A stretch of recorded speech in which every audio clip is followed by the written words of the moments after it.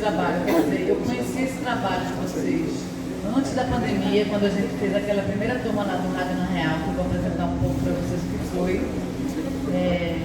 E a educomunicação também é o meu campo, né, onde eu me situo na vida, porque a gente vai ver aqui que a educomunicação ela é ao mesmo tempo um método, mas ela também é uma incidência política, né? Ela é um espaço de transformação das pessoas, né?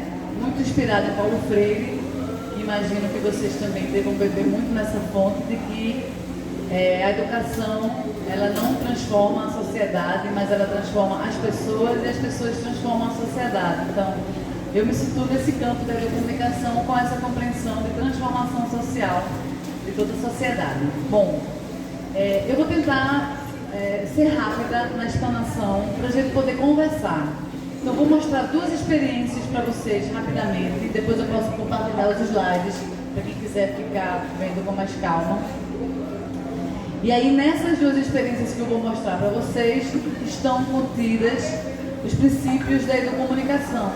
E depois que eu mostrar as experiências, eu vou para um outro slide, onde eu vou falar das áreas de intervenção da educomunicação, que é o tema mesmo da nossa conversa. Bom, do lado de lá, né, do lado esquerdo dos slides, tem uma foto onde a gente pode ver várias crianças crianças e adolescentes, né, de 9 a 12 anos, que foi a primeira turma do Rádio na Real. Bom, antes de falar do Rádio na Real, eu vou precisar citar a vocês também a Educom DH, que é o projeto de extensão onde o Rádio na Real está abrigado.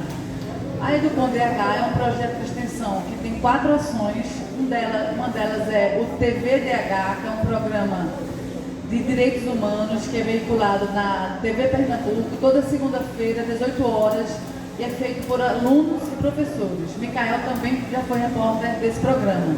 Ele também está no YouTube, no canal da Cátedra de Direitos Humanos do Helder Câmara. Então, todos os episódios, né, todos os programas estão disponíveis no YouTube também. Além do TVDH, a gente faz um podcast chamado Expressão Livre. O podcast é todo feito por estudantes. Então a gente está terminando agora 8 episódios e deve começar a colocar no Spotify de episódio em episódio a partir agora de janeiro, esses 8 que foram feitos nesse semestre. A gente também tem uma formação que é feita para os estudantes da Unicap mesmo, de outros cursos, que se chama Todo Mundo Faz Podcast. Nessa formação a gente ensina técnicas e estratégias de produção de podcast com poucos recursos, utilizando o Anchor para gravar, editar e distribuir, usando o Audacity, que são ferramentas gratuitas. E aí essa formação já pariu 3 novos podcasts que estão no Spotify, que é o Medicores, que é dos estudantes de medicina, o Estação Físio, que é dos estudantes de fisioterapia, e tem um que vai sair, que é da pós-graduação em Direito, que é uma sigla, se quiser, é PPG, alguma coisa, eu não lembro. E o Rádio na Real. Esse Rádio na Real, ele forma jovens, crianças e adolescentes para que eles lidem com a mídia sonora, que já foi programa de rádio e hoje é podcast, tendo como base os direitos humanos. Então, os temas são sempre ligados aos direitos humanos, que é onde eu também estou situada. Mas, na verdade, tudo é direitos humanos, porque se a gente fala de educação, de moradia, de saúde, de transporte, de renda, de cultura, tudo que a gente... O meu querido, tudo bom, Plínio? Plínio estava comigo nessa experiência aí, do primeiro Rádio na Real. Que bom estar aqui de novo, feliz. E aí as temáticas são sempre ligadas aos direitos humanos e o método é a educomunicação. E a gente usou como ferramenta a nossa mídia, a nossa tecnologia do Rádio na Real, é a mídia sonora, que hoje é rádio. Esse Rádio na Real, ele já gerou artigos, foram publicados em eventos, em revistas. A gente já ganhou um prêmio por esse projeto, a gente lá na Unicap. Já tivemos um artigo também do Rádio na Real, um livro. A gente caminhou muito, conseguiu sistematizar coisas interessantes sobre o Rádio na Real. Na experiência de cá, é o Ganhando Asas, é outra experiência, não é dentro da Educom DH. Mas os estudantes de jornalismo que participam da Educom DH, que participam do Rádio na Real, também participam do Ganhando Asas. O Ganhando Asas é um projeto de extensão próprio que trabalha comunicação e arte com pessoas com Down. Todos os estudantes do Ganhando Asas são pessoas com Down. E nós, talvez, tenhamos a primeira podcaster com Down, que é Jéssica, que está aí na foto. Deixa eu ver se eu acho Jéssica. Eu vou me levantar. Jéssica é essa daqui, ó. Essa é a Jéssica, que apresenta. O Ganhando Asas, assim como o Rádio na Real e como tudo, né? Na pandemia parou. E o Ganhando Asas está voltando agora em fevereiro de 2023. E eu volto também para dar um módulo de mídia sonora. E todas as duas experiências são a partir dos princípios da educomunicação. Eu vou passar bem rápido para explicar para vocês que a gente trabalha a educomunicação a partir da perspectiva do direito à comunicação, que é um direito pouco falado. O direito humano à comunicação está presente em vários documentos legais, como Constituição Federal, Declaração Universal dos Direitos Humanos, e a gente pouco fala sobre ele, a gente fala muito sobre os outros direitos. Mas por que a gente não fala sobre o direito à comunicação? Porque ele é um direito que garante outros direitos, mas ele incomoda os donos da mídia. Então, nos meios de comunicação tradicionais, a gente não vai ouvir falar do direito humano à comunicação. A gente vai ouvir falar desse direito nos espaços não formais, nas organizações não governamentais, em projetos de extensão. Eu sou filiada à ABP Educom, que é a Associação Brasileira de Profissionais e Professores de Educomunicação. Então, lá na ABP Educom, a gente discute isso, mas são debates, digamos, ainda restritos, porque a mídia tradicional silencia, ela omite esse debate por questões de interesses econômicos e políticos, porque democratizar a comunicação, e aí quando a gente acessa o direito à comunicação, a gente está democratizando a comunicação, não é interessante para todos os espaços, digamos assim, institucionais. E o direito à comunicação também está centrado em pesquisas do professor Benício Lima. Ele fala sobre os silêncios, os silenciamentos. A população negra é silenciada, a população indígena é silenciada, a população LGBTQIA+ é silenciada, as nossas crianças muitas vezes são silenciadas. Então o Benício vai trabalhar com esses silenciamentos e ele também trabalha com os oligopólios midiáticos, que são esses conglomerados de comunicação, como por exemplo o Sistema Globo, tem rádio, TV, jornal, portal, e fica na mão de poucas pessoas. Então o Benício ele defende que a comunicação seja democratizada. E essa é a base também do nosso trabalho. E Paulo Freire, que eu imagino que vocês conhecem melhor do que eu, que trabalha justamente essa comunicação e essa educação que dialogam com as pessoas, trabalha com justiça social, compromisso com o que Paulo Freire chama com os esfarrapados, que são as minorias políticas, as pessoas que estão nas periferias e outros grupos sociais, os oprimidos, e defende essa sociedade democrática, onde a comunicação não fica mais centrada na mão de poucos, ela vai ser compartilhada por mais pessoas. Bom, vou correr aqui porque eu estou querendo mostrar um pouco das suas experiências. E aí, o Ganhando Asas, né? A gente trabalha com um grupo que é absolutamente silenciado. Quantas pessoas Down na mídia nós temos visto? Fazendo novela, ou fazendo filme, ou no jornalismo. Essas pessoas estão fora dessas mídias, elas são apagadas, é como se elas não existissem. E aí esse grupo, né, que são pessoas com deficiência no Brasil, representam 300 mil só com Down. Então é muito injusto que 300 mil pessoas não sejam visibilizadas, não sejam representadas na nossa mídia, que infelizmente, né, exclui muitas pessoas dos seus processos.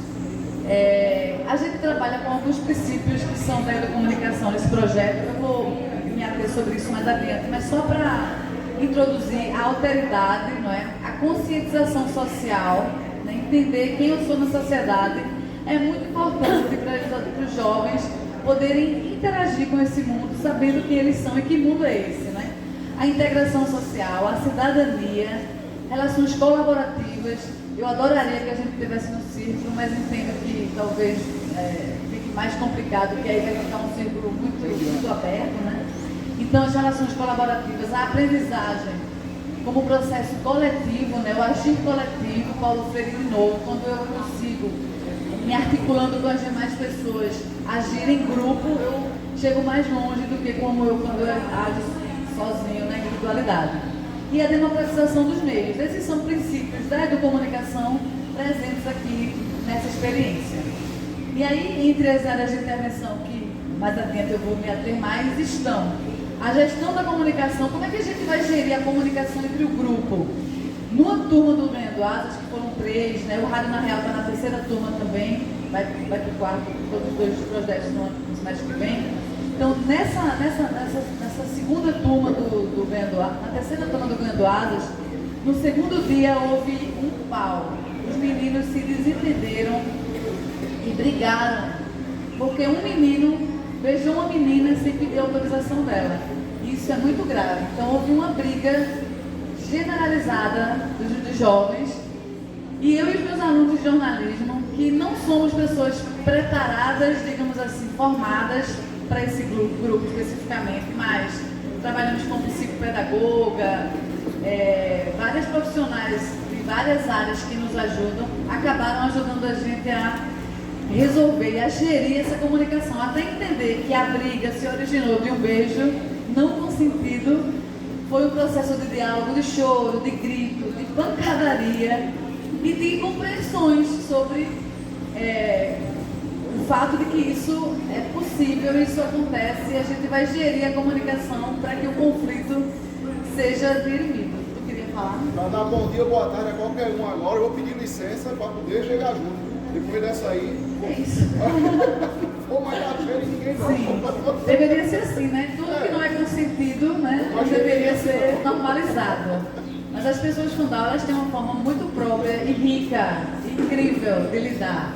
Que a gente deveria seguir no nosso dia a dia. Sinceridade, né, transparência, gostei, não gostei, minha calma, o que foi isso? Por que você fez isso comigo? Por que você me deu um beijo sem eu te pedir?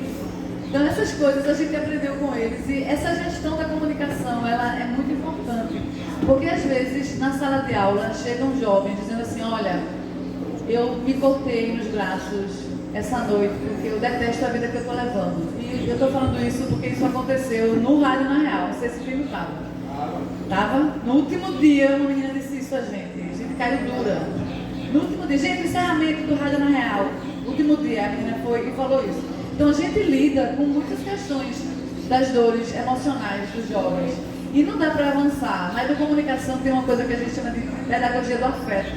Não dá para avançar em nenhum tema se emocionalmente os alunos estão desarrumados. Se eles querem falar de suicídio. Na La Católica um menino pulou do 7º andar do bloco G antes da pandemia. E quando eu cheguei em sala de aula, os estudantes de jornalismo, ninguém queria aula, queria falar sobre os porquês, como se procede isso, por que isso acontece, tinha um motivo. Então, muitas vezes na sala de aula, se a gente não tiver essa atenção para como está o emocional, nada que a gente ensina eles vão aprender, né? Então, essa gestão da comunicação é muito importante, né? A comunicação. Essa menina era do Pedro. Tinha outros problemas naquela pequena turma que a gente conseguiu levar de lá também.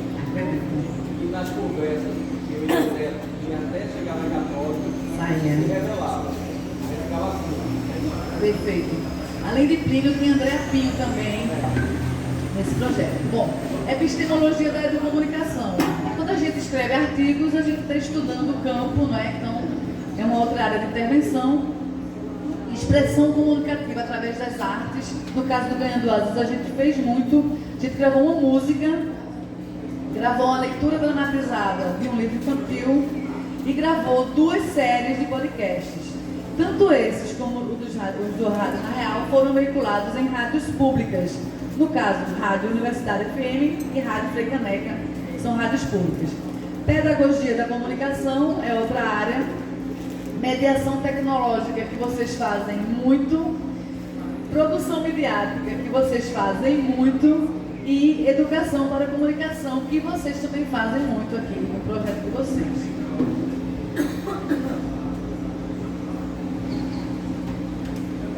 Oi. Só para amarrar um pouco esse desenvolvimento. No ano da pandemia, que vocês, eu acho que passaram por esse projeto, aí veio a pandemia.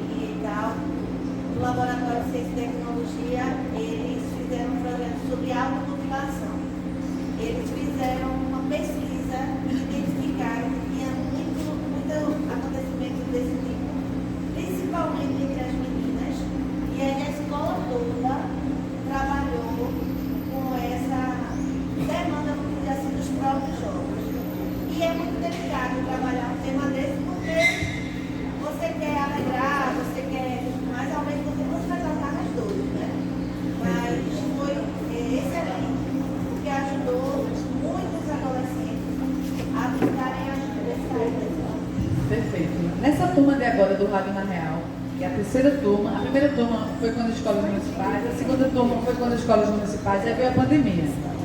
Aí essa turma que está encerrando agora é uma turma formada por estudantes do liceu e dos projetos sociais do SENDEC, que é o Centro Dom Helder Câmara, é uma ONG. Duas meninas do liceu estão fazendo um programa sobre prevenção ao suicídio. Meninas de 12 anos, 13 anos, prevenção ao suicídio, é o programa delas, é o tema delas. Porque é o seguinte, na educomunicação, e aí o professor Ismael Oliveira Soares é o papa da educomunicação no Brasil, ele é da USP, lá em São Paulo, você vai criar um ecossistema educomunicativo aberto, no qual a oratória é o que menos importa, o que importa é a escutatória. E nesse ecossistema aberto, os adolescentes se sentem seguros para falarem o que pensam, das suas dores, sem terem medo de bullying, de serem julgados. E aí saem essas coisas, automutilação, abuso sexual.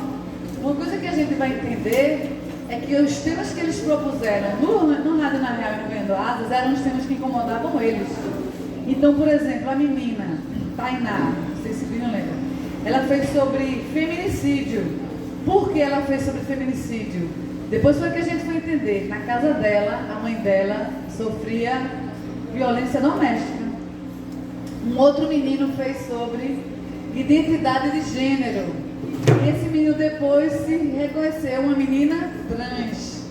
Bem mesmo, tempos depois, porque no Rádio na Real, a gente voltou depois e aplicou questionários com os estudantes de jornalismo, os estudantes da rede municipal e os professores Andréa, Plínio, eu lembro agora, acho que uns 4 professores responderam, não sei se Jamerson respondeu esse questionário, não lembro agora, e os estudantes de jornalismo. Então a gente descobriu, 2 ou 3 anos depois, o quanto os temas tinham a ver com as dores deles. Quem fez sobre racismo era um menino negro. E quando ele gravou o spot do programa dele, ele usou palavras e expressões que ele ouvia. Sai daqui, macaco, você é fedorento, eu não quero sentar perto de você. Eram frases chocantes. Quando a gente questionou ele sobre a dureza das frases no spot dele, ele disse, mas foram as coisas que eu ouvi a minha vida toda. Então a gente vai ver que quando a gente cria um ecossistema que favorece a expressão, os temas que eles propõem para fazer os programas são os temas que incomodam ele.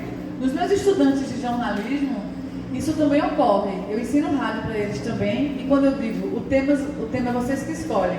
Eles escolhem os temas que de alguma forma machucam eles, incomodam, constrangem, despertam uma criticidade. É muito interessante isso, virou uma coisa terapêutica. A expressão, a partir da palavra falada, ela é terapêutica, ela ajuda a curar a gente de alguma forma, né? Bom, seguindo aqui para o Ganhando Asas, Jéssica em cima, embaixo, na foto de baixo, eles gravando a música que a gente gravou, foi composta por todos nós, gravada por todos nós, ficou super fofinha a música. As reuniões de pauta era a gente sentado no chão, e era geralmente de 1 com 1, porque no Ganhando Asas precisava desse encontro muito particular, não dava para fazer uma reunião de pauta com todos juntos, diferente do Rádio na Real que vocês vão ver mais embaixo. Aí em cima eles foram na Globo, né? Conheci a Globo, uma atividade fora. Aqui embaixo tem do lado esquerdo 2 meninas. A de camisa mais clara é Larissa. Larissa fez um programa no Ganhando Asas. Todos os programas foram sobre o dia a dia das pessoas com deficiência. E o de Larissa foi sobre moda, porque ela gostava de moda e maquiagem, mas ela disse, não tem ninguém com Down que apareça nas redes sociais falando sobre isso. Os meus alunos pesquisaram e acharam. Quando ela viu uma menina, que eu não lembro agora o nome da menina, não era a turma de Micael, não, era a turma de Gabi, e aí ela achou essa menina que era Down e trabalhava com maquiagem. Ela disse, pronto, se essa menina pode, eu também posso.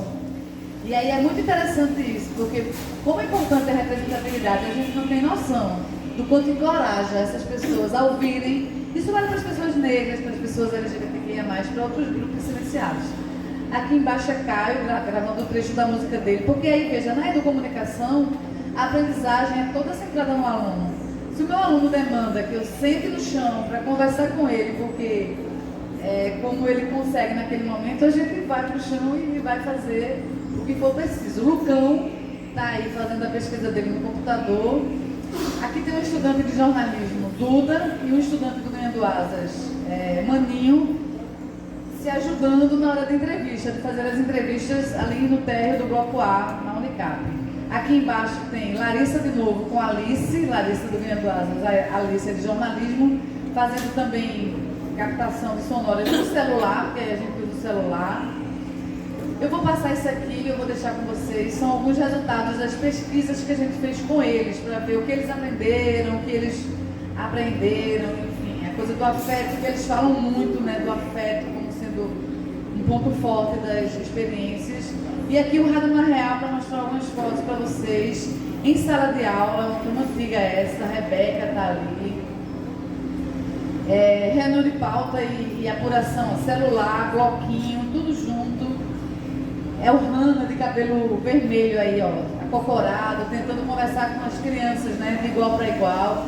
Essa turma, eu acho que o Primo participou. Tem Ian, tem Tainá, tem um monte de meninos.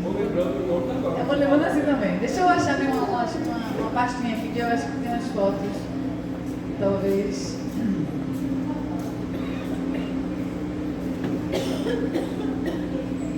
Essas experiências educomunicativas, elas transformam a vida dessas pessoas, não só educativamente falando, mas para a vida, para o mundo, né? Para a vivência no mundo. Olha, essa foto foi aqui no CETEC, tem alunos, Isa está aí também, eu vou mostrar um pedacinho do programa dele. Marcelo, perfeito, olha, dentro do estúdio.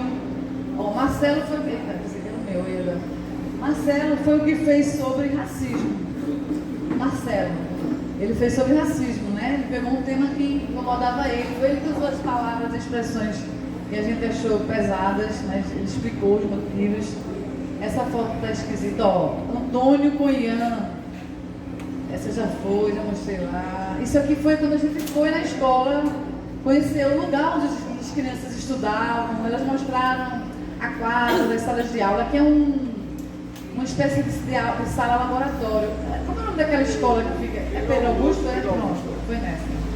Aqui é um dia que eles vieram para um encerramento, vieram para o Unicap. Tu estás aqui, capaz de tu estás aqui nessa foto. Tá se vendo aí? Bem no meio, bem no meio. Pronto, olha aí, eu acabei de ver. O cabelo preso aí. Aqui foi uma aula que a gente deu. O que é rádio? É porque os estudantes de jornalismo é que dão as oficinas. A gente cria as oficinas antes e eles são multiplicadores. Micael é multiplicador. O que é rádio? Vinheta para rádio, esporte para rádio, entrevista, edição, pauta de rádio, redes sociais, texto de rádio escrito. Essas foram as oficinas que a gente deu e cada uma tinha um estudante de jornalismo ministrando. Andréa, deixa eu só entender. Você dá uma disciplina, seus alunos entram no projeto, aí você mergulha nas escolas ou grupos e eles passam aquele tempo todo realizando essas oficinas e esse acompanhamento. Perfeito, só não tem a disciplina. A disciplina existe, mas assim, dentro das ações do trabalho na Real, pode vir alunos de qualquer disciplina, de qualquer semestre. Aí os alunos interessados vêm, a gente teve 6 esse semestre, não foi? Uma média de 6 a 8, esse semestre foram 6. Aí eu e eles, nós dividimos os temas e quem vai fazer o quê? Os estudantes de jornalismo. A gente elabora a oficina de cada um e os estudantes de jornalismo é que dão as oficinas e eu oriento. E depois a gente grava os programas, porque dessas oficinas saem programas, saem scripts de programas. E os programas do Rádio na Real, você tem uma enquete que eles fazem, vou mostrar um para vocês, e uma entrevista de estúdio. Por exemplo, você sabia que no Brasil, não sei quantas pessoas são vítimas de homofobia todos os anos, os dados são não sei de onde. Eu mesma fui para as ruas para conversar com as pessoas sobre isso. Então a criança vai, você sabe o que é homofobia? Ouve as pessoas. Na volta, elas escutam a entrevista ao vivo um especialista sobre aquele tema. Então ela aprende e ela ensina a criança. O estudante de jornalismo aprende e ensina. E eu aprendo, faço aprender também. Tem educadores assim, de pedagogia? Não tem. Quando quando a gente faz as parcerias, os educadores que vêm são dos parceiros. Então, não sei se o Plínio vai lembrar os nomes todos, mas 4 professores, 2 em cada. Foram 6 escolas atendidas. Acho que foram 2. Eu lembro da Nicolás e Pedro Augusto. Teve mais. Teve uma Andréa Pinha que sabe disso, e no artigo que eu escrevi tem. Se eu não me engano, teve do reitor também. Tinha uma escola na Macaxeira. Qual era na Macaxeira? Na Macaxeira do Nicolás. Teve a Macaxeira. Teve Pedro Augusto. E teve, acho Pedro Augusto, eu lembro do Pedro Augusto e Nadir, porque eles eram mais frequentes. Teve Nadia, porque foram 2 semestres diferentes. Bom, mas aí os educadores que vêm são das escolas. Por exemplo, do liceu vem as professoras do liceu. Do SENDEC vem uma pessoa do SENDEC, entendeu? É sempre assim, porque esse projeto é do curso de jornalismo. Porém, tudo vai se aperfeiçoando. Eu penso muito em, na Unicap, esse projeto dialogar com o curso de pedagogia, de letras, de outras áreas da educação, porque em outros espaços a educomunicação está no curso de educação e não de jornalismo. E aqui tem jornalismo, mas a gente funciona dessa forma. Bom, eu vou soltar só um pedacinho do Rádio na Real, que é a de Isa, que é a menina de 9 anos, que é uma voz bem pequenininha dela, coisa mais O professor da fofa. Nadir era Jairo. Tinha Jairo, perfeito. no Pedro Augusto era Suzana. Suzana, é que eu tive que ir lá no celular. Ah, obrigada, eu não tenho memória. Enquanto a eles, eu vou dizer. Pode? Chega o recurso, pode botar isso aqui sim, que vai ficar muito alto. Deixa eu ver. Rádio na Real.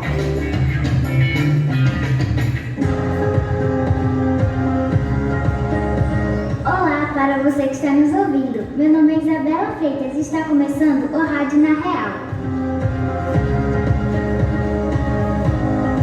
Você sabia que o Brasil é o país que mais mata LGBTs no mundo? No programa de hoje, vamos falar sobre um problema que muitos cidadãos e cidadãs vivem no nosso dia a dia, que é a homofobia. Confira na matéria que eu mesma fiz sobre o assunto. O estudante Elhana Filipides já escutou piadas enquanto estava na rua. Eu já sofri homofobia várias vezes, inclusive quando eu estava indo para a faculdade, quando passou um caminhão no lixo do meu lado e 2 caras gritaram "vai lacraia", que pra mim não foi um insulto, foi até um elogio, mas foi meio desconfortável porque todas as pessoas que estavam na rua presentes ficaram olhando pra mim e me julgando como sempre. Maria Júlia Farias, também estudante, ficou marcada com um caso que aconteceu dentro da sua família. Eu já sofri homofobia várias vezes, mas uma das situações que mais me deixou triste foi no meu ensino médio, quando eu estava no 2º ano e os meus pais me tiraram da escola depois que descobriram que eu tinha beijado uma menina. Naquela época, isso foi muito impactante para mim, me deixou muito triste porque eu tive que ficar distante dos meus melhores amigos, ir para outra escola, me afastar de todo mundo. Às vezes, quando a gente recebe piadinhas sem graça de coisa de pessoas da rua, incomoda, mas quando você vê que a homofobia está saindo da sua própria casa, eu acho que é muito mais triste. O estudante Cláudio Silva sofreu uma agressão publicamente. Homofobia é algo que uma criança feminina sofre desde pequena, e acredito que esse também tenha sido meu caso. Desde garoto eu passei por vários casos de humilhações, sejam elas físicas ou psicológicas, que me agrediram das piores formas possíveis, porém que me fizeram também crescer, me fizeram amadurecer e me fizeram poder afirmar que hoje em dia eu posso ser quem eu quero, eu posso agir da forma que quero. Para esclarecer ainda mais nossas dúvidas, recebemos no estúdio o Wellington Pastor, gerente de livre orientação sexual do Recife. Obrigada por sua presença. Eu que agradeço o convite por estar aqui com vocês hoje. Como podemos... Aí ela faz uma entrevista com essa pessoa e tira as dúvidas dela a partir do que ela leu, pesquisou e entrevistou. E no final tem um spotzinho educativo, né, um comercialzinho, uma propagandinha de rádio, onde ela fala sobre esse tema de novo, agora de outro jeitinho, dando dicas, né? Esse é o Rádio na Real. Deixa eu mostrar um pedacinho aqui agora do Ganhando Asa, só para vocês ouvirem a voz de Jéssica. Bom, Jéssica tem Down, né? E obviamente que o domínio, digamos assim, da fala não é como Isabela, né? Tem alguns comprometimentos. E as pessoas com Down vão ter mais ou menos desenvoltura na fala. Mas aí o que a gente faz? Quem fala mais no dia a dia pega funções aqui no programa que que demandam mais fala, quem fala menos trabalha com outras funções, produção, reportagem, redes sociais, que demandam menos fala, mas todos falam e todos, né, precisam participar para poder ser uma experiência do comunicativo. Vou soltar a abertura, pois não? É uma curiosidade. Vamos supor que uma pessoa que fala menos queira fazer entrevista. Super pode. Super pode. Ó, na educomunicação, o processo ele é mais importante do que o produto. O que quer dizer isso?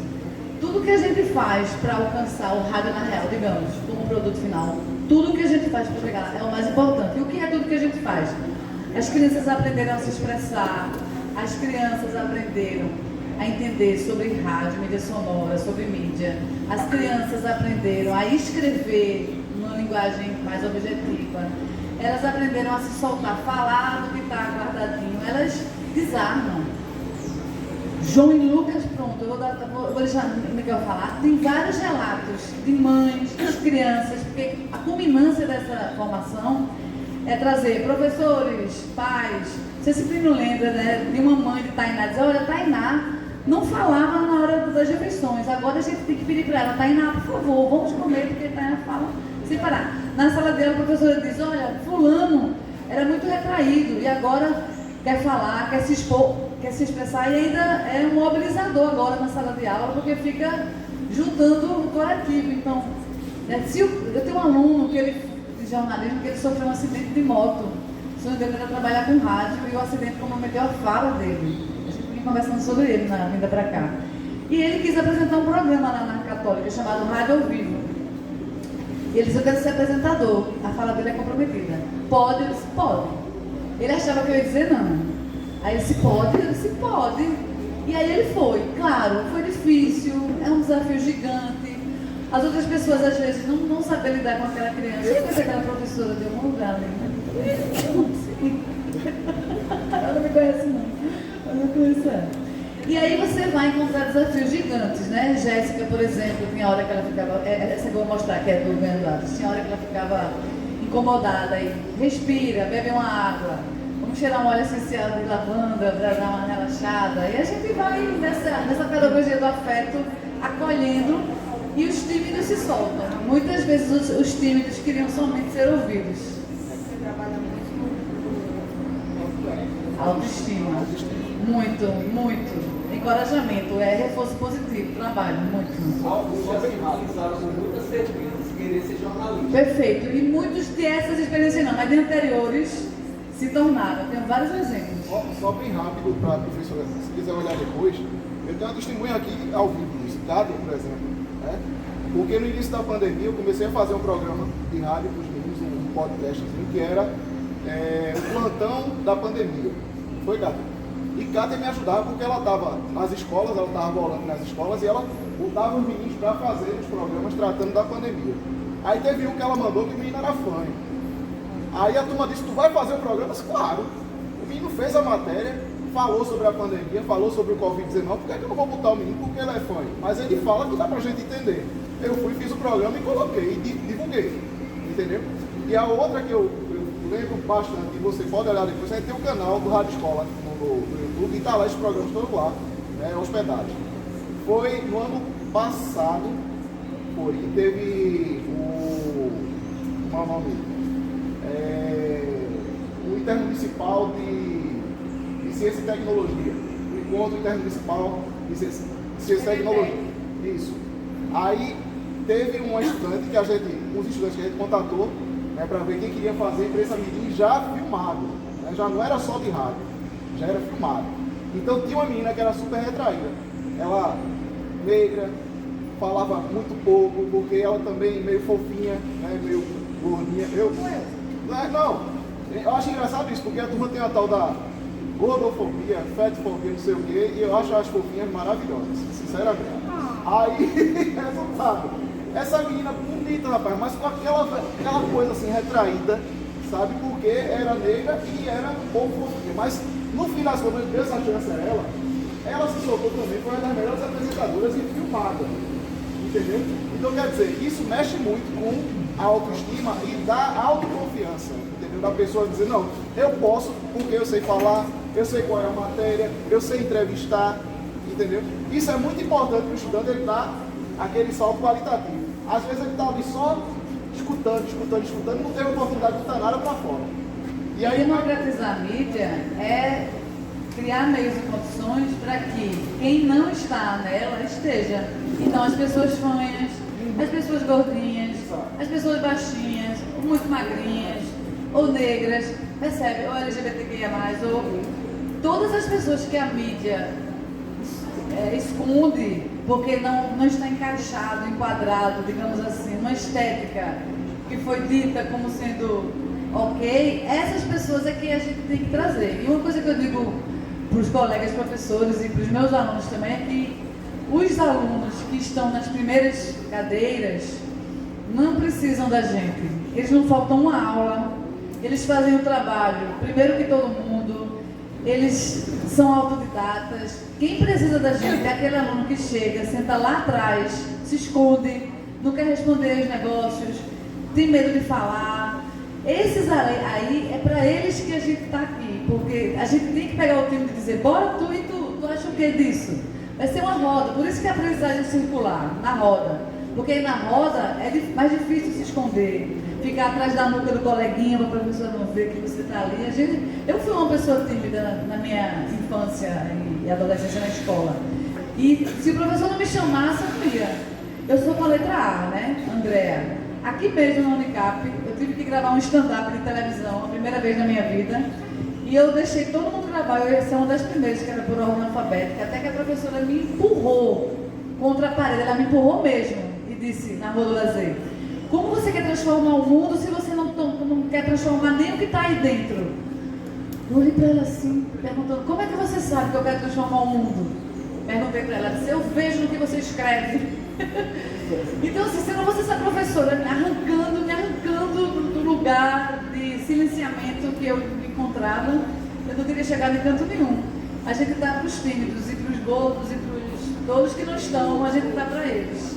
Vou reproduzir o Ganhando Asas para vocês verem que a fala de Jéssica não é uma fala tão compreensível como a de Isabela, mas o Ganhando Asas foi veiculado tanto na Rádio Universitária como na Rádio Frecaneca. A gente participou de editais para ocupar a faixa de programação. Vocês podem fazer isso também, viu?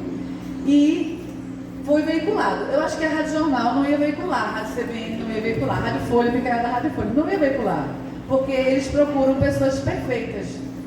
Mas a gente está no mundo imperfeito, a gente está para trabalhar com todas as pessoas. E não existe perfeição, né? Então, Jéssica está ocupando o espaço que é dela também. Participar é um direito. Deixa eu mostrar a Jéssica para Micael. Ganhando asas através da comunicação e da arte. Olá, eu sou Jéssica Marques. Está começando agora o Ganhando Asas através da aplicação e da arte. Aqui é um espaço para a gente conversar sobre o dia a dia das pessoas com necessidades especiais. Vocês estão entendendo o que ela fala? É isso, nenhuma rádio comercial iria deixar passar esse programa. Inclusive a gente deixou de ganhar prêmio do Ganhando Asas por causa disso. Deveria ser o contrário. Quer dizer que o processo de inclusão não existe nesse meio? Para esse que a gente submeteu, não. Que pena, né? Que Eles estão pena. perdendo muito. Muitíssimo, é lamentável. Eu fico imaginando como eles ficariam incomodados, né? Porque eu tive na outra escola 2 autistas que eles tinham um espectro bastante alto e na feira de conhecimento eles apresentavam com uma desenvoltura. Posso dizer porque eu tenho gravado na escola tudinho, e ele dizia tudo e mostrava tudo. Ele era um dos melhores, eles eram um dos melhores. Então, realmente é uma pena ver isso. É lamentável, mas a gente está aqui para causar fissuras nesse sistema. Quando Jéssica entra na programação da Frecaneca e da Rádio Universitária, não deixa de ser uma quebra de paradigma, né? E a gente vai que nem o beija-florzinho com a guarda no seu bico, né? Para apagar esse incêndio. Soltar só mais um pouquinho. A educação inclusiva é um direito de todas as pessoas, inclusive sim. Mas será que tem esse direito respeitado? esse tema de hoje. Eu mesma fui às ruas ouvir as pessoas sobre esse assunto que é tão... E a lógica é a mesma, do Ganhando Asas e do Rádio na Real. Eles vão, escolhem um tema, vão para a rua ouvir as pessoas primeiro. O que é que as pessoas estão falando sobre esse tema? E depois eles fazem uma materinha com isso e trazem um especialista para eles entrevistarem. E depois tem um spot. Eu vou... E Micael vai receber um carregador de celular que está chegando aí para eles. Eu vou passar um pouco a palavra para Micael, para a gente ouvi-lo sobre como foi para ele, estudante de jornalismo e informação, ser facilitador dessas oficinas, dessa terceira turma do Rádio na Real, e ao mesmo tempo como a educomunicação, digamos assim, atravessou a formação dele e do que ficou. É um pouco isso. E Micael tem um relato muito legal de 2 meninos dessa turma de agora, que estão no liceu, e que eram os tímidos. Deixa eu falar. Boa tarde, pessoal. Boa tarde. Quero dizer que é uma honra estar aqui ao lado de Andréa, que é uma professora muito querida, uma das melhores professoras que eu já tive na minha vida. Também com vocês aqui também, que são pessoas incríveis também, né? Como professores também, são educadores que, enfim, para mim é uma das pessoas mais lindas que tem no mundo. Então, a educomunicação, para mim, ela foi um divisor de águas, assim. Eu passei por esse processo na minha formação básica, né, no ensino fundamental, no ensino médio. Era aquela educação bancária, como eles falam no meio, né? Onde o professor ia lá e depositava seus conhecimentos e a gente recebia aquilo, dava tudo certo. Não existia um diálogo, não existia uma forma de a gente se interagir e conseguir, sei lá, falar sobre nossas dores, sobre nossas alegrias, e assim a gente ir construindo uma educação mais, sei lá, mais democrática para todo mundo ali. Então eu não tive isso na minha formação básica, mas quando eu cheguei na faculdade, né, nos primeiros anos ainda não, mas a partir do momento que eu tive contato com as cadeiras de Andréa, né, eu acho que eu tive contato contigo antes mesmo de ir para a cadeira, não foi? Eu já fui na cátedra. E para mim foi uma experiência muito incrível, porque eu sempre fui muito tímido, vocês devem ter percebido, eu fico muito nervoso ao falar assim. E a minha timidez me atrapalhava muito em várias coisas. Mas a partir do momento em que eu era ouvido por outras pessoas, por colegas, por professores, e eu via que aquelas pessoas se interessavam pelo que eu estava falando, aquilo ali despertou em mim, se eu posso falar para essas pessoas, outras pessoas também podem me ouvir, entendeu? Eu agora estou fazendo estágio numa rádio, na Rádio Folha, e recentemente um comunicador que é muito famoso não pôde ir apresentar o programa do dia. Eu acho que vocês conhecem, J. Ferreira. Pronto. Ele não pôde ir no dia e minha chefe disse, vai tu. Eu estava super nervoso. Né? A meu amigo que aqui agora também trabalha lá, faz estágio lá também comigo, e estava comigo no dia também, e me ajudou pra caramba. E eu fui. Estava super nervoso, acho que errei um bocadinho ali, mas eu consegui apresentar um programa ao vivo, coisa que eu nunca imaginaria na minha vida que eu ia conseguir fazer. Porque quando a gente grava uma matéria, né, uma reportagem, a gente erra, a gente regrava até ficar tudo direitinho. Mas ao vivo é diferente, você está falando ali e não pode voltar atrás do que você falou. Então você está falando para um monte de gente ouvindo. Então eu acho que a educomunicação para mim foi essencial para eu chegar a esse ponto que eu cheguei, sabe? Se eu não tivesse esse processo de escuta, né, eu ser escutado, eu escutar outras pessoas, outros relatos, eu ver que todo mundo é diferente e cada um nas suas diferenças, nas suas particularidades são especiais e podem levar o que sente, seus conhecimentos para o mundo. Eu acho que se eu tivesse esse processo educomunicativo, eu não conseguiria me apresentar naquele programa naquele dia e não conseguiria fazer outras coisas que hoje eu consigo fazer e hoje eu me sinto, sei lá, tão especial, podendo exercer coisas para, sei lá, se eu faço uma reportagem de televisão, como fazer no TVDH, né, produzindo um programa. Então, eu acho que a comunicação foi importante para mim nesse ponto de vista, me ajudou a eu me soltar, a eu me abrir mais também com as pessoas. Eu sempre fui muito fechado, preso, acho que sempre achava que meus problemas eram meus problemas, eu tinha que lidar com eles sozinho, mas a partir do momento em que outras pessoas me escutavam, eu disse, não, eu posso compartilhar isso com as pessoas. Isso não significa que eu estou passando os meus problemas para as outras pessoas. Significa que aquelas pessoas estão me ouvindo e isso me ajuda bastante, assim, a, sei lá, a desopilar com os meus próprios problemas, sabe?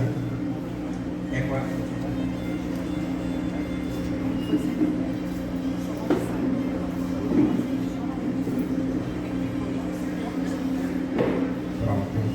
Então, passando agora para o Rádio na Real, a gente terminou agora, a gente está terminando ainda, o processo de terminando dessa edição do Rádio na Real. E logo no início tinha dois meninos chamados Lucas e João. E eles eram bem fechados, eles sentavam lá no campinho, ficavam lá mexendo no computador, mas não tinha nem, por ser necessário, não tinha nem experiência de mexer no computador. Um deles não sabia nem como é que ligava o computador, a gente teve que mostrar a ele como é que funcionava tudo isso. Era do projeto Sendec, os dois. E eu me identifiquei com eles pelo fato de eles serem tão tímidos que quando a gente tinha no dinâmica, no primeiro dia, cada um falava alguma coisa referente ao que esperava, né, do Rádio na Real. E eles dois não queriam falar, né? Ficavam em silêncio, não queriam colocar para fora, né, o que eles esperavam daquilo ali. Enquanto todos os outros falavam, todos os outros se expressavam. Então eu me identifiquei com eles e peguei a responsabilidade deles para mim. Porque ficou os grupinhos, assim, o estudante de jornalismo e o jovem. E é todo mundo jovem, né? E a criança e o adolescente. Porque se identificam, né? Essa interação é interessante. Jéssica, ela só se interessava pelos meninos bonitos. Ela só queria fazer parte, né? E paquerada. Ela paquerou o João, apareceu até João uma foto. O João é gay. E um dia ela chegou para o João e disse, posso perguntar uma coisa com sinceridade? Aí João disse, pode. Você é gay? O João disse, sou. O mundo dela caiu, mas ela entendeu. Então, eles têm por motivos diferentes. Eu falei isso para é bem engraçado. Mas os meninos se identificam por motivos diferentes. Isso também é importante nesse processo de ecossistema aberto, né? Micael era tímido, se identificou com os tímidos. Os tímidos se abriram com o Micael. Então, ao longo dos encontros que a gente tinha, eu sentava do lado deles lá e ficava conversando sobre o dia a dia deles, sobre a vida deles, o que eles gostavam de fazer, gostavam de jogar bola. E eles começavam a se abrir, né, a se soltar mais comigo. E eu fui mostrando, nas conversas com eles, tentando mostrar a eles que não é só comigo, que não sou eu que sou uma pessoa, não é que eu sou legal, que eu estou ali sentado com eles, conversando e ouvindo eles, não, mas todas as outras pessoas ali também estavam dispostas a ouvir eles, né? E a gente tem muita dificuldade na questão da construção do podcast, né? A gente ficou muito preocupado se eles iriam ou não conseguir, porque eles eram muito fechados. E eles conseguiram. Quando chegou na parte final, eu achei bem bacana, eles dois criaram um grupo no WhatsApp, me colocaram nesse grupo, e eles ficavam mandando para mim, perguntando para mim o que a gente ia fazer no próximo encontro, se tinha alguma coisa que eles iam gravar. Isso era muito massa, acho que no começo é como se não desse nada para eles, mas depois eles se empolgaram com aquilo ali, sabe? E isso para mim foi muito bom, eu me senti um pouco de professor, né? Quando você estimula uma pessoa a gostar de alguma coisa.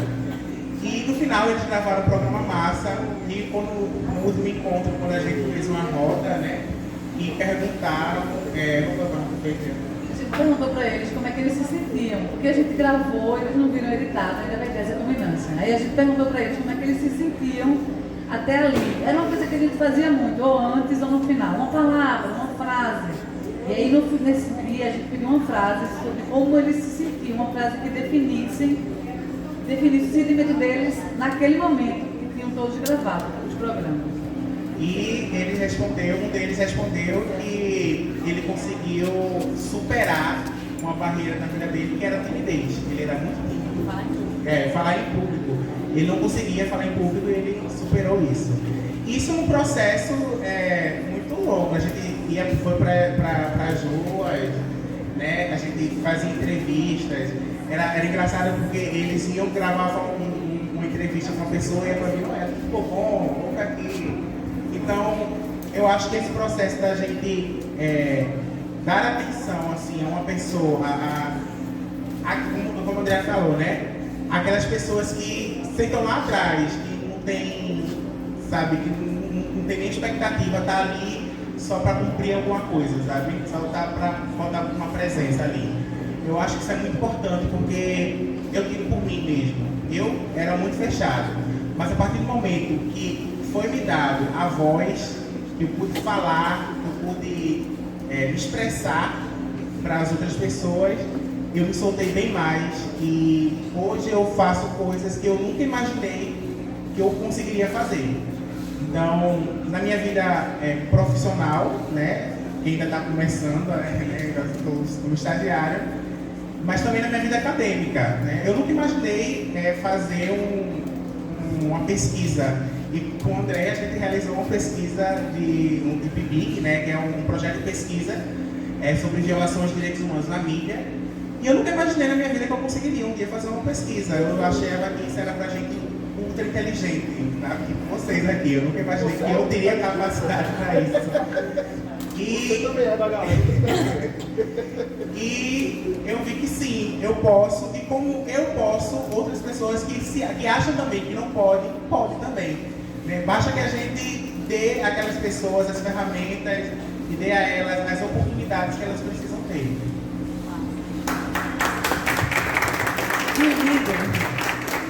Micael achava que eu não gostava dele. Veja como Micael era intro, né? Eu mal via Micael, que ele andava com outras meninas, estudantes que faziam coisas comigo, né? Lá na Cátedra de Direitos Humanos. E eu via pouco Micael. E Micael criou a ideia, fake news, na cabeça dele, de que eu não gostava dele. Depois foi que ele me contou, eu falei, mas como eu não ia gostar de tu? O que é que tu fez contra mim? Mas pra você ver como ele era desconfiado, né? E eu amo Micael profundamente, e hoje mais ainda. Bom, isso aí foi uma introdução para a gente ter um aperitivo, né, do quanto a educomunicação empodera, permite que as pessoas protagonizem as suas próprias histórias, trabalha estimulando a autonomia das decisões, das escolhas, lógico, a responsabilidade também das escolhas, mas trabalha muito com esse empoderamento, né, esse protagonismo e essa liberdade, né? Paulo Freire o tempo inteiro tem um trabalho que busca a prática dessa liberdade, né, de pessoas que possam, tendo uma criticidade, entender o mundo na qual estão inseridas e poder incidir coletivamente para esse mundo ser melhor. E a educomunicação responde a isso, né, de forma muito intensa. Bom, áreas de intervenção, tem uma professora chamada Lígia, que aqui no Brasil a gente tem 2 graduações em educomunicação. Uma na USP, né, com o professor Ismael Oliveira Soares, que foi a primeira, e outra aqui mais perto, em Campina Grande, na Universidade Federal de Campina Grande, o UFCG. Lá também tem uma graduação de educomunicação. Esse ano, esse mês agora de novembro, teve novembro, perto do dia 15 ali, teve esse 9º Encontro Nacional Brasileiro de Educomunicação, que foi lá na UFCG. Eu tive o prazer de participar da mesa de abertura com o professor Ismar.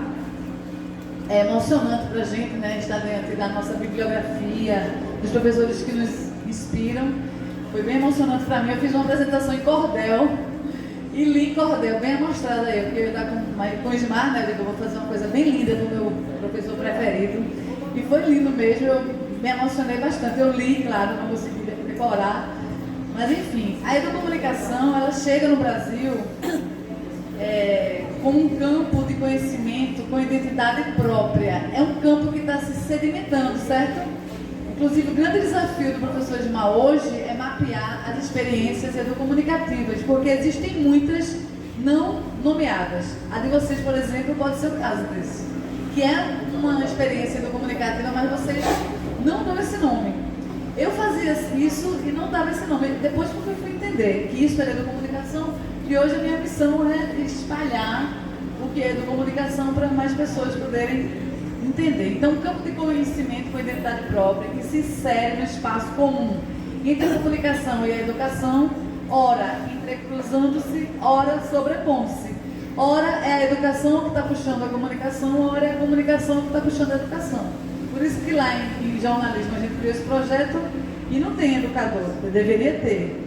E em outros lugares vão ter educadores e não vão ter comunicadores, né? Mas aí a educomunicação junta essa galera. Essa Almeida é a Lígia que eu falei. No Brasil hoje é a pessoa que mais entende sobre as áreas de intervenção da educomunicação e ela é da UFCG, uma pessoa incrível. Bom, o conceito de educomunicação entendido pelo professor Edmar é o conjunto das ações inerentes ao planejamento, implementação e avaliação de processos, programas e produtos a criar e fortalecer ecossistemas comunicativos em espaços educativos presenciais ou virtuais, tais como escolas, centros culturais, emissoras de TV e rádios educativos. E é isso aí, aspas, né? Eu acrescento, e outros espaços formais ou informais de ensino e aprendizagem. O menino do SENDEC tinha dificuldade de usar o computador. Os meninos Ian tinha um canal no YouTube. Ian é um dos meninos das primeiras turmas. Ele tinha um canal no YouTube, ele tinha aqui uns 10, 11 anos e já era muito desenvolto. Então, nos espaços informais, você vai encontrar muitas vezes esse desnível de apropriação tecnológica, né? A educomunicação possibilita ampliar o diálogo, a participação e a criatividade em espaços formais e informais de aprendizagem. Dentro do ambiente escolar, suas ações ampliam a capacidade de expressão dos estudantes e também estimulam o pensamento crítico sobre as informações que eles consomem diariamente nos veículos de comunicação.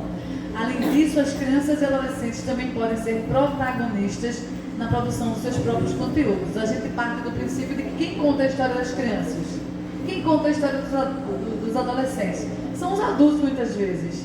As crianças e adolescentes querem contar suas histórias, o seu jeito, a sua forma, a sua versão, a sua visão, e a educomunicação favorece isso. Alguns dos principais objetivos desses modelos de ensino teórico e prático: prever e planejar conjuntos de ações coletivas. Eu não sei fazer nada sozinha. Eu, Andréa, eu só funciono na interação. Se me trancar numa sala com o computador, eu sou capaz de não conseguir fazer nada. Eu preciso do outro para funcionar. Na educomunicação é muito isso. Planejamento participativo, relações comunicativas abertas e francas. Eu fiz uma prática, né, nos jovens com Down, e eu fiz uma brincadeira que continha ironia. A menina não entendeu a brincadeira e ficou com raiva de mim. Eu, digamos, inexperiente, eu olhei para a psicopedagoga, porque aí a gente fica, né, buscando um olhar que diga, que dê um sinal. Ela disse: peça desculpa. Ela disse a mim, só não balbuciar, né, peça desculpa. Aí eu disse que eu tinha cheirado um sapato. Era uma brincadeira de escravos de Jó, que os meninos com Down chegam de manhã muito medicados para dormir, felizmente, as famílias, enfim. E aí, a primeira dinâmica do dia era: vamos acordar o corpo, porque eles ficavam sonolentos, cabeça baixa, etc. Era de manhã as aulas. Então, tinha várias dinâmicas. Nesse dia eram escravos de Jó, jogavam caixa H com um sapato circulando. A menina pegou o sapato, cheirou e disse: não vou brincar com esse sapato, que ele está com chulé. Só que o sapato era do outro menino. Eu fiquei constrangida de dizer: o menino está com chulé. Na hora eu pensei em dizer: eu não estou sentindo o cheiro de chulé. Tinha ironia nessa brincadeira. Ela não entendeu e disse: você está mentindo, eu não gostei do que você disse. Olhei para a Flávia, a psicopedagoga. A Flávia disse: peça desculpa. Eu olhei para a menina e falei: Rita, tem chulé, me desculpe. Você tá correta. Eu estou errada, você está certa. Tem chulé. E eu brinquei, mas eu não foi legal a minha brincadeira. Foi, e nem tinha pandemia, foi a Covid, nem tinha isso. Aí ela me abraçou, eu abracei, e ficou tudo certo e ela brincou. Ela disse, você pode pegar pelo lado de fora do sapato, se você quiser, e não com a mão por dentro, como que estavam pegando. E a brincadeira seguiu. Então, essas relações abertas e francas, elas são muito necessárias, né? Se a gente não permite que tenha essa transparência, já comprometeu a brincadeira. Crescimento da autoestima e da capacidade de expressão das pessoas como indivíduos e como grupo também, né? Nascida na América Latina, a educomunicação foi estratégia utilizada por movimentos revolucionários com a educação midiática. Tudo começa com a educação midiática. Que mídia é essa que a gente tem? Qual é a mídia que a gente quer? Como é que a mídia está mostrando as crianças negras? Como é que a mídia mostra as pessoas que moram nas periferias? Como é que a gente quer que a mídia faça isso? Então a gente parte dessa leitura crítica de mídia para propor a mídia que a gente quer fazer.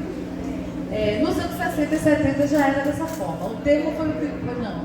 Quando você diz a mídia, você fala da imprensa. Hoje já ampliou esse conceito, que as redes sociais Mas quando você inserem. fala as mídias, aí são todos os recursos de comunicação. É mais ou menos isso. Hoje em dia, as redes sociais não eram veículos de comunicação, nunca foram, não eram redes sociais digitais.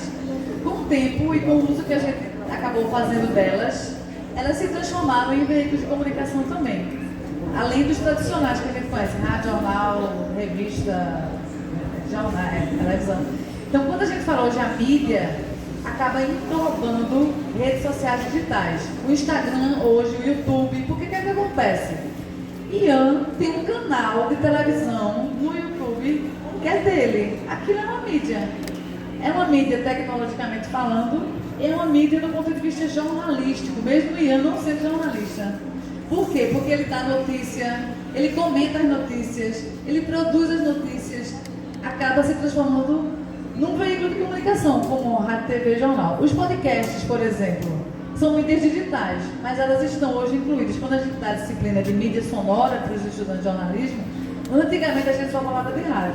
Hoje a gente fala de rádio e podcast. O podcast não é um canal, mas ele é uma plataforma que abriga várias mídias sonoras, inclusive jornalísticas e não jornalísticas.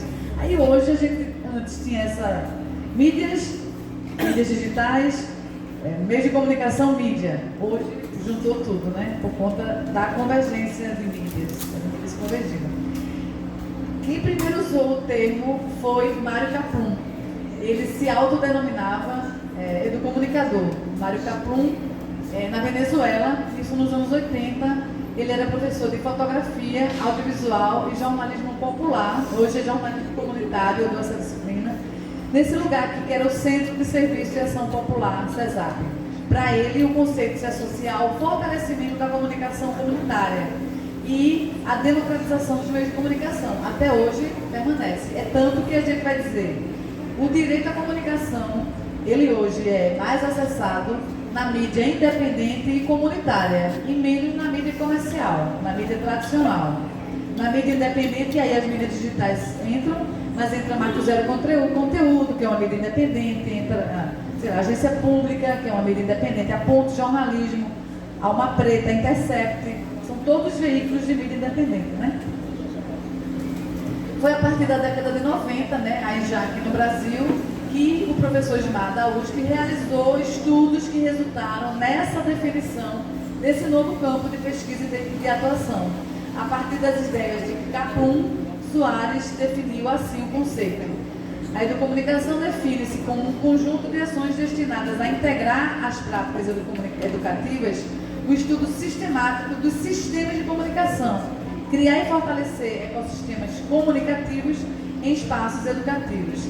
Adilson Citelli também é outra referência bibliográfica e traz contribuições dizendo que trata-se de um campo de reflexão decorrente dos novos modos de organizar o conhecimento e a informação, onde termos como educação e comunicação tornam-se convergentes em amplo sentido, não apenas na perspectiva interpessoal, mas também naquela mediada pelas novas tecnologias. A educomunicação se firma em princípios balizadores que norteiam as suas práticas. A alteridade é um deles e consiste na ideia de buscar um olhar sobre o outro. Quando eu olho para o outro a partir de um olhar atento, amoroso, acolhedor, inclusivo, né? Sem preconceito ou pré-julgamentos. É calcado na compreensão e no entendimento do que nos é diferente ou desconhecido. Quando eu fui para o Ganhando Asas, eu não sou professora como vocês, né? Eu sou jornalista por formação e, porque fui oficineira a vida inteira nas ONGs, fui dar aula na Maurício de Nassau, um acidente de percurso. Quando eu cheguei lá, eu vi que eu precisava de formação. Fiz uma especialização em docência do ensino superior, dentro de um mestrado em educação. Foi bem complicado. E eu trabalhava no meio jornalístico na época também. Mas por que eu fui fazer isso? Porque antes eu não tinha, vamos dizer, consciência da responsabilidade do educador. Eu era uma jornalista que chegou na sala de aula para ensinar técnicas jornalísticas de rádio, de televisão e etc. A partir da minha formação que eu tive nesse período, foi que o meu olhar se amplificou um pouco mais e eu fui desenvolvendo a educadora que é em mim. Quando eu cheguei no Ganhando Asas, eu nunca tinha estado com ninguém com Down. Eu fui de peito aberto para aprender junto com eles, né? Esse desconhecido e esse diferente era uma tentativa minha, né, que o jornalismo, acredito, deve fazer, de aproximar-se do que não lhe é familiar. Então, estar com grupos dos quais eu não participo é, para mim, um grande aprendizado, né? Então, o Ganhando Asas foi isso. A alteridade é o substrato constitutivo da educomunicação, que visa relações sociais mais humanizadas, acredita na transformação do indivíduo e da sociedade, na descoberta de novos caminhos para a resolução colaborativa de problemas e, sobretudo, na criação inovadora de olhares diferenciados sobre o cotidiano. Conscientização social e integração social são outros princípios.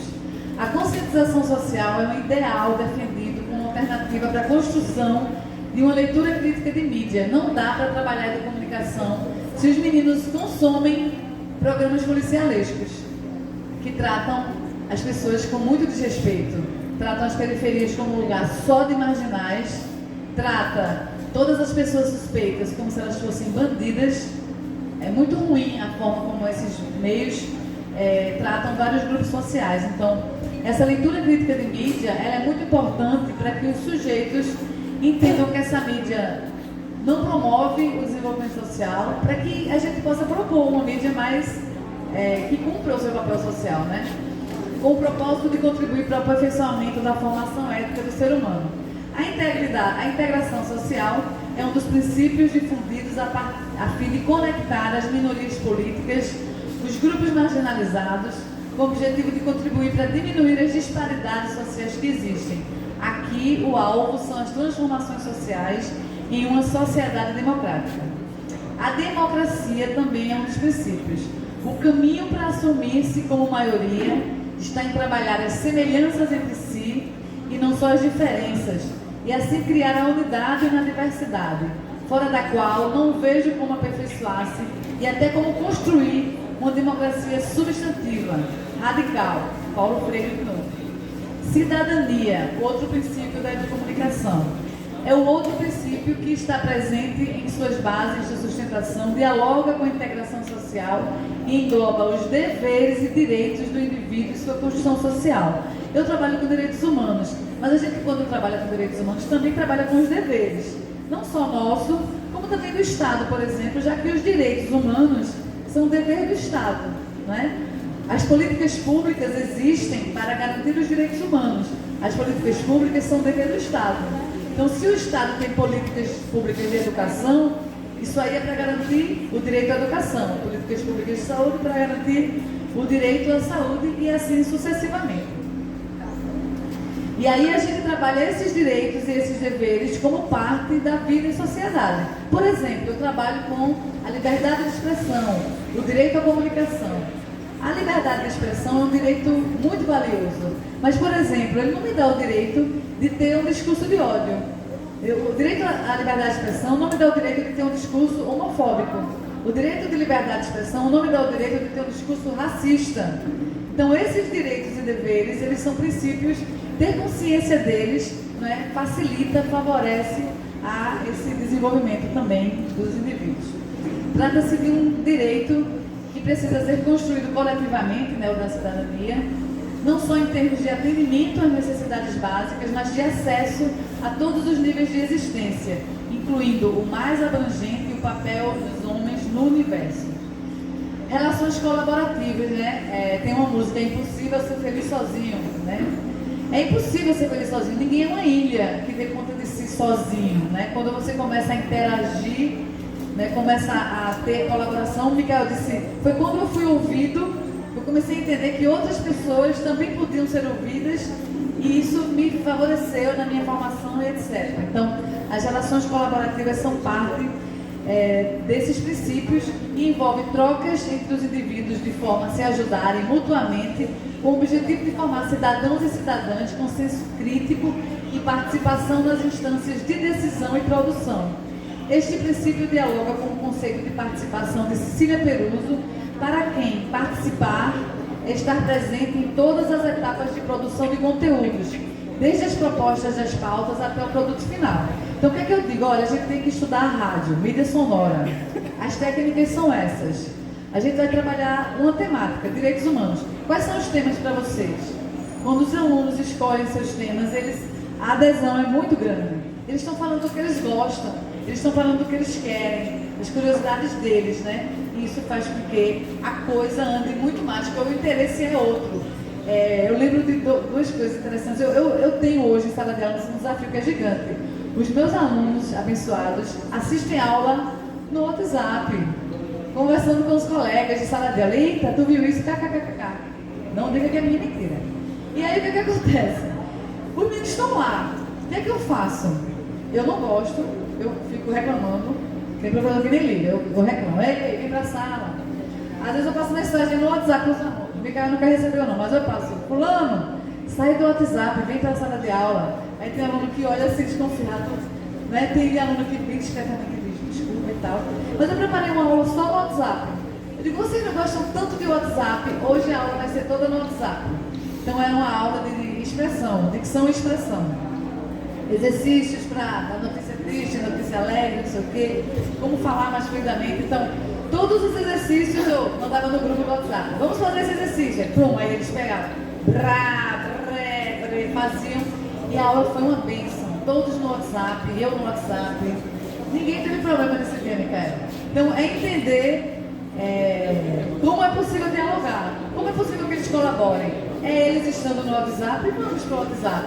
Ah não, eles estão agora, sei lá, no TikTok. Vamos criar um canal no TikTok. Um canal não, perfil, né? Eu não estou no TikTok, meu Deus. Tem que entrar nesse TikTok. Se você falar agora, não tem perde não, né? Não. Eu estava procurando um momento de lembrar. O André Pinho já estava com o André nesse trabalho, e os professores de parceiro. Cadê André Pinho? O André passou uma seleção e está na coordenadora. E outro canto? Menina, e comigo? Saiu do rádio bem cortado. Eu achei que eu ia botar ela aqui. Brincadeira.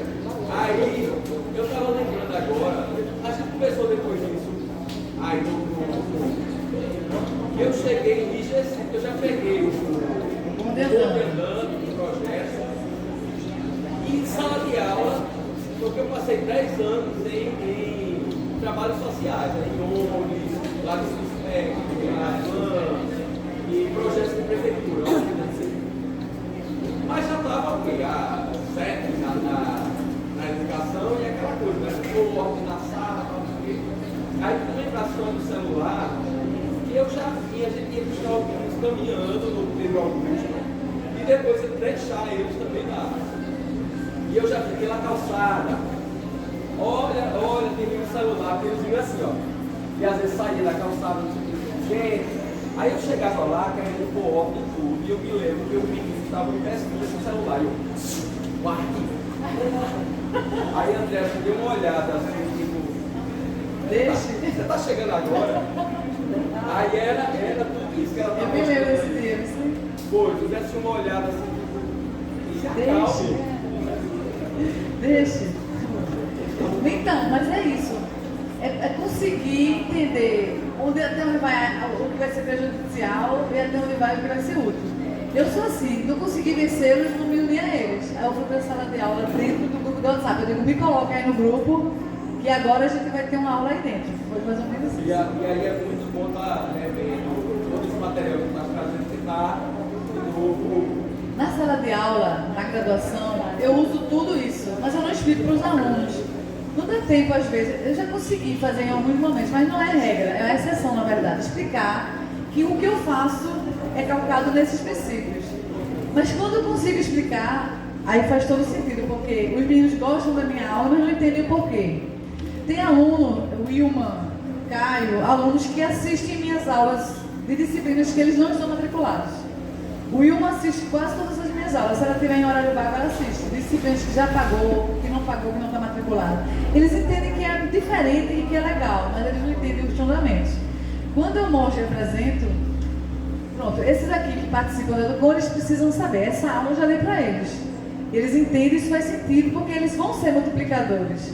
Né? Mas na sala de aula como um todo, eu entro na brincadeira deles, porque não consigo vencê-los não. Daqui a pouco eu vou estar fazendo dancinha do TikTok.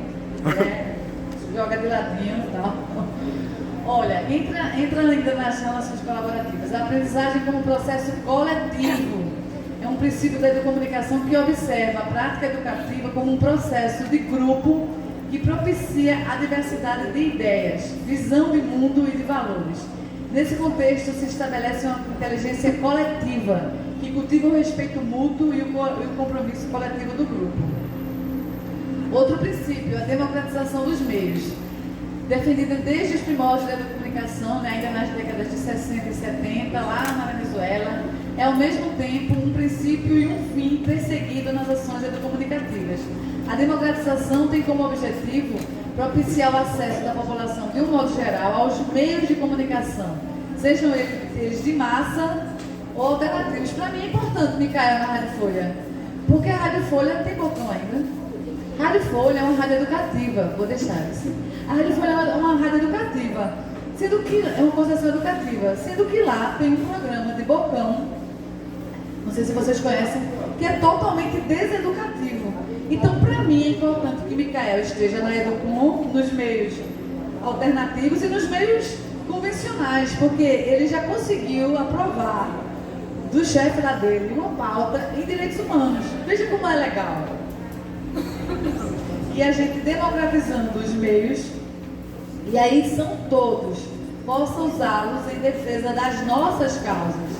Então, ter criança e adolescente que depois quer ser jornalista, com essa visão, ter jovem, estudante de jornalismo, que está fora dos grandes meios, ou dentro, propondo isso, seja na Rádio Escola ou na Rádio Folha, isso é aquela fissura que a gente vai causando no sistema devagarzinho. Nossa amiguinha levantou a mão ali.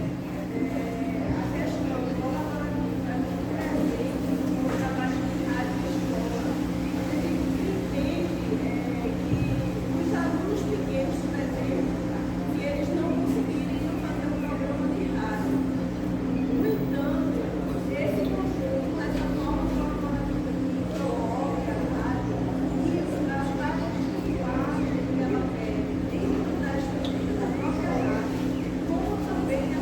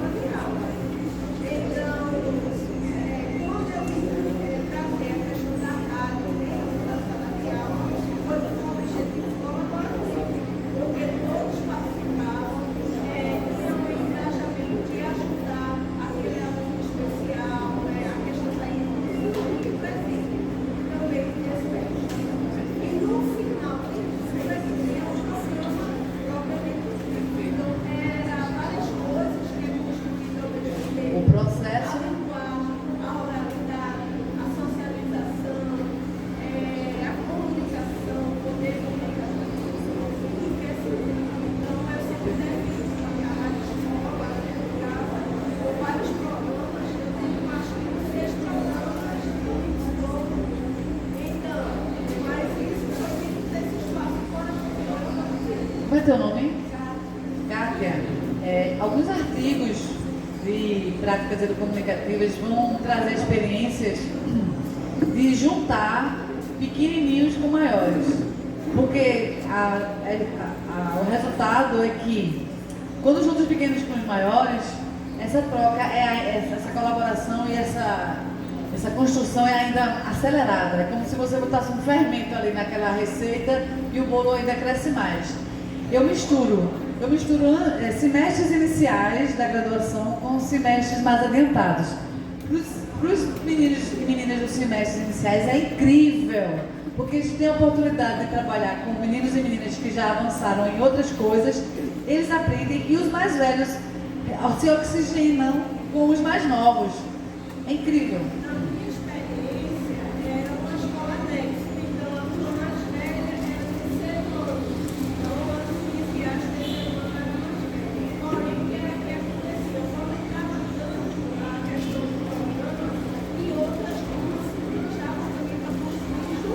Perfeito. É isso. Contagia. Paulo Freire ainda vai dizer que os meninos não aprendem nada com a gente, tu sabe, né? É entre eles. E a gente está ali só mediando, criando um ecossistema educativo.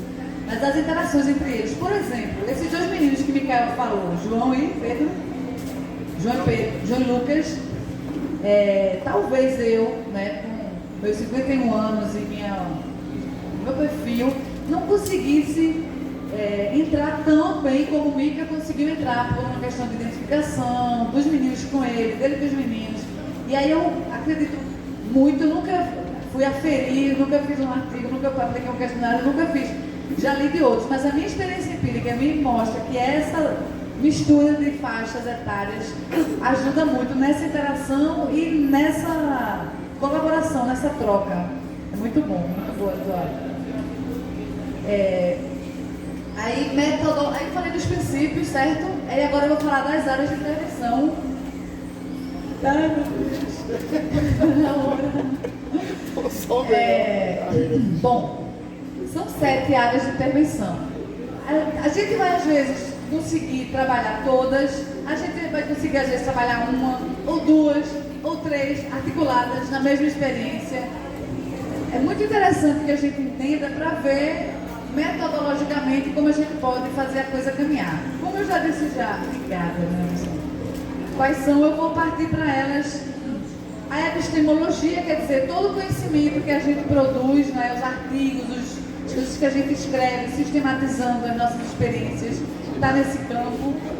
Tem artigo do Ganhando Asas, tem artigo do Rádio na Real, em eventos nacionais, internacionais. A gente conseguiu fazer algumas coisas, porque é um campo, inclusive, que todo mundo que está na educomunicação defende, é que a gente sistematize metodologicamente as nossas experiências para sedimentar esse campo da educomunicação.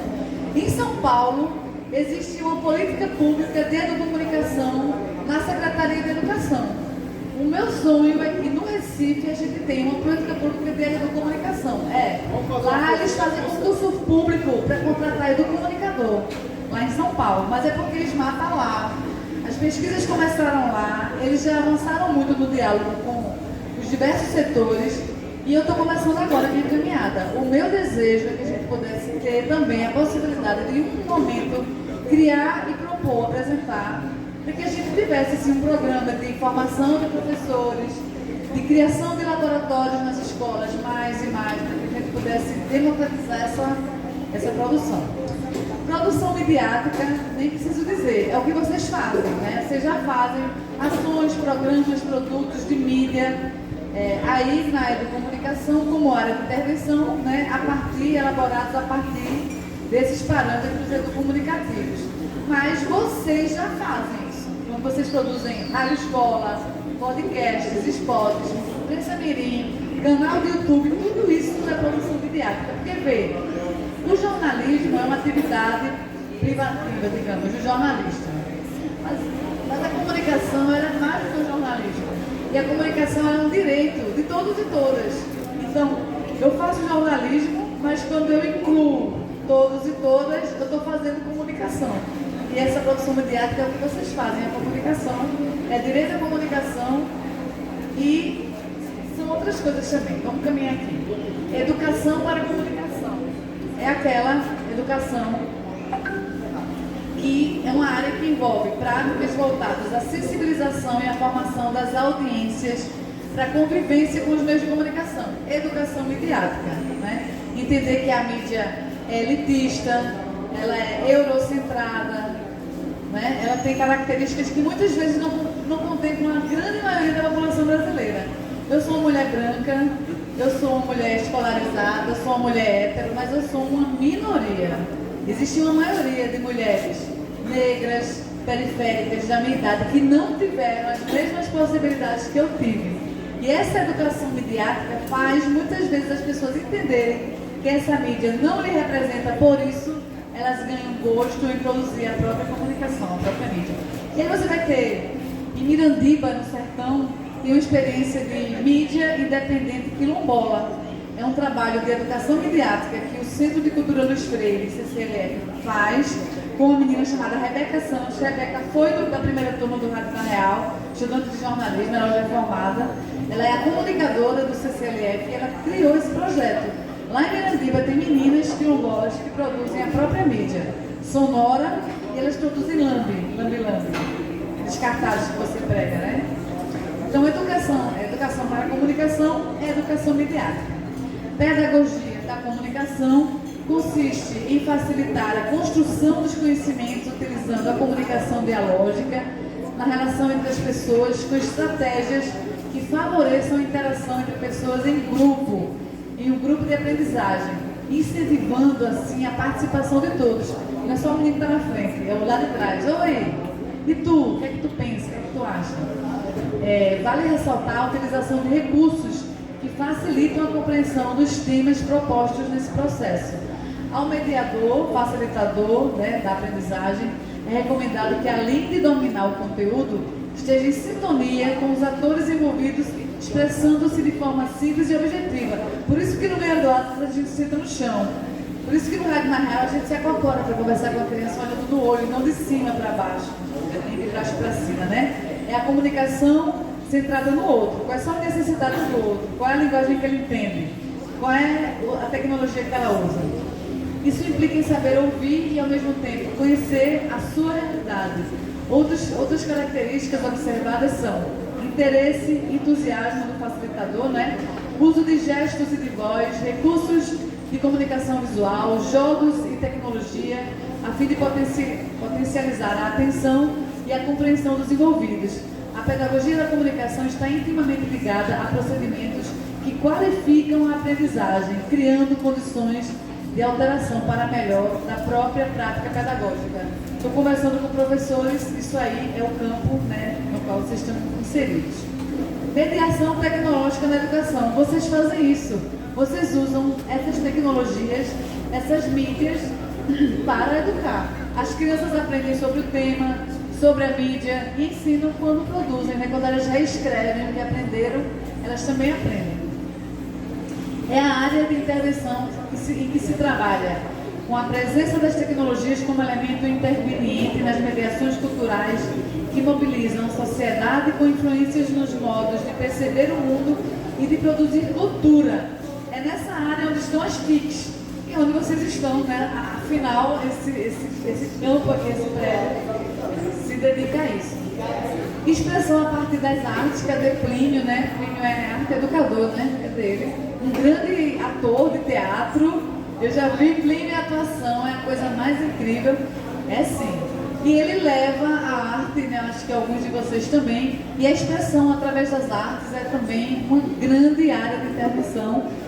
Não é à toa que no Ganho do Access nós produzimos uma música. A música é bem simples. Não precisa ir longe para chegar onde quer. Um abraço apertado e você pode ver que a vida é tão simples. Basta sonhar, andar e viver e compreender. Abra os seus braços, ganhando asas é viver. Essa foi a letra que eles criaram. E a gente criou a música, ficou toda arrepiada. E um aluno da turma fez a música e a gente gravou essa música para esses meninos e meninas foi o mesmo que ganhou no The Voice, minha gente. Foi incrível para eles. E quando a gente foi mostrar para os pais e não sei o quê, era um orgulho, uma autoestima, um protagonismo, uma alegria. Eles se sentiam artistas. A leitura dramatizada do livro infantil foi outra experiência incrível com Ganhando Asas. No Rádio Na Real, a gente não trabalha a expressão através das artes. Não trabalhamos.